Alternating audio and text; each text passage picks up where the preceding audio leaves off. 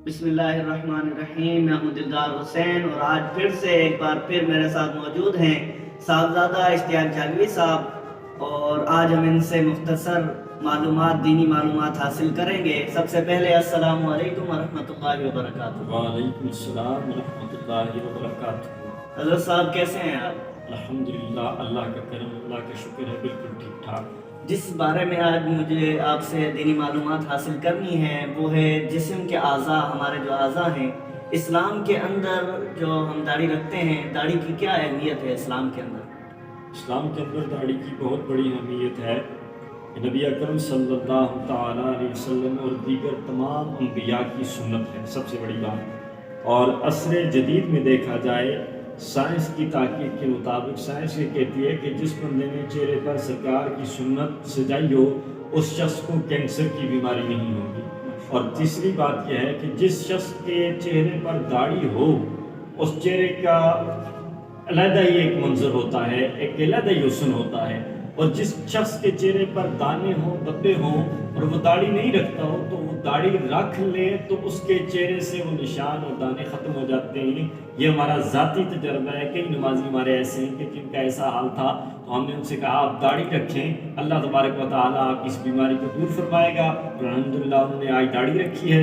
हमने देखा है कि उनके चेहरे बिल्कुल चमकते हैं जिस तरह सितारे चमकते हैं। और दूसरी बात यह है कि इमामा जो है, इस्लाम में इमामे की क्या अहमियत है दीन के अंदर? इमामा जो है ये नबी अकरम सल्लल्लाहु ताला अलैहि वसल्लम की सुन्नत भी है और मलाइका की सुन्नत भी है। क्योंकि जब बदर के मकाम में मलाइका उतरे तो वो सफ़ेद इमामे की हालत में उतरे हैं। अब नबी अकरम सल्लल्लाहु ताला अलैहि वसल्लम की सुन्नत इमामा है। और इसकी अहमियत क्या है कि जो शख्स इमामा बांध कर नमाज पढ़ता है, अल्लाह तबारक व तआला उसे अजर भी ज़्यादा अता फरमाता है। और इसी तरह बज़ाते ख़ुद में इमामा न बांधूँ तो मेरे सर में दर्द महसूस होता है।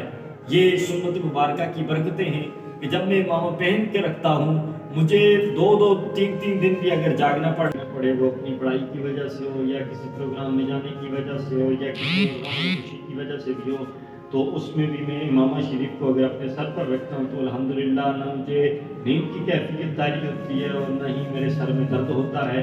ये इमामा शरीफ की सबसे बड़ी बरकत है माशाल्लाह। और एक दूसरी बात हमने काफ़ी सुना है कि साइंस वाले भी कहते हैं और बहुत से लोग भी कहते हैं कि टोपी पहनने से बीमारी नहीं होती, क्योंकि टोपी पहनी जाती है तो अक्सर बीमारियां सर के ज़रिए से जिस्म में दाखिल होती हैं और टोपी पहनने से बीमारी नहीं होती। तो क्या ये बात सच है?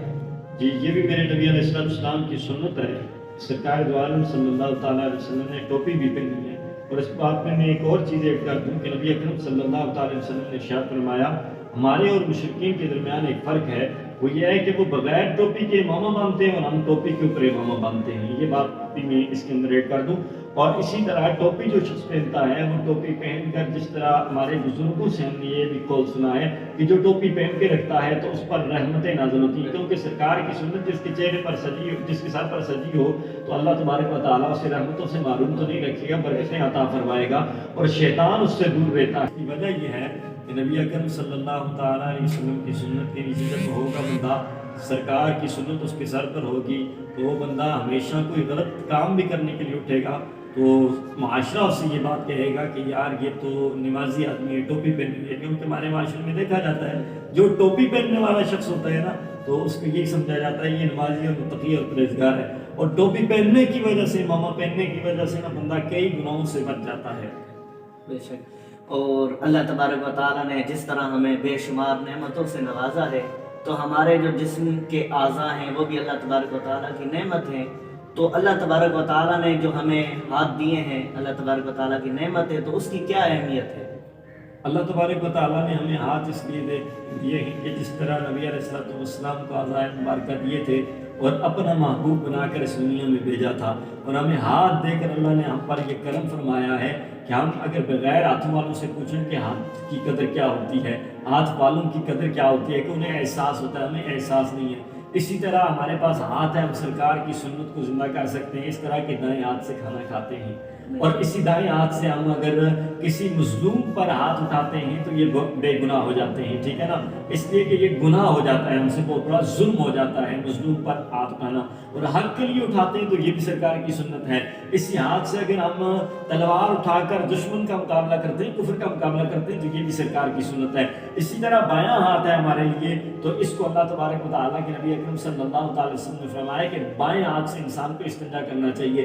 तो देखें, इस्तिंजे के लिए बाएं हाथ और अल्लाह के नबी सल्लल्लाहु अलैहि वसल्लम की सुन्नत को अमल में लाने के लिए, और फरमाया कि हर जो अच्छा काम हो उसको अल्हम्दुलिल्लाह से ही शुरू करो और बिस्मिल्लाह से उसका आगाज़ करो, उसमें बरकत होती है और वो काम मुकम्मल हो जाता है।